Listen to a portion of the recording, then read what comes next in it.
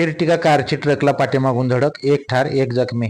सोलापूर पुणे महामार्गावर आरण येथील भारत पेट्रोल पंपाच्या समोर इर्टिगा कारने ट्रकला पाठीमागून धडक दिल्याने झालेल्या अपघातात एक जण ठार तर एक जण गंभीर जखमी झाल्याची घटना घडली आहे. हा अपघात आज रात्री 2 वाजण्याच्या सुमारास घडला आहे.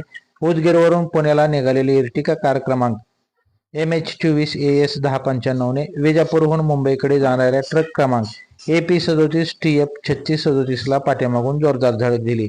या अपघातात शिवाजी नारायण रंगवाल वय 60 राहणार उदगीर यांचा मृत्यू झाला, तर शिवम शिवदास मुंडे वय 27 राहणार उदगीर जिल्हा लातूर हे गंभीर जखमी, तर इर्टिगा चालक माधव वैजनाथ तेलंगे वय 32 हे किरकोळ जखमी झाले असून ते राहणार सताळा जिल्हा लातूर येथील रहिवासी असल्याची माहिती बरवडे टोल ग्रस्ती पथकाचे प्रमुख विजय साळुंखे यांनी दिली आहे.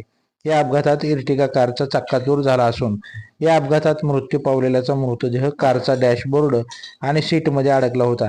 डॉक्टर महेंद्र ताकतुडे आणि रुग्णवाहिका चालक मगंद भोसले यांनी अथक प्रयत्न करून हा मृतदेह बाहेर काढला आणि शवविच्छेदनासाठी टेंभुर्णी येथील शासकीय रुग्णालयात दाखल केला.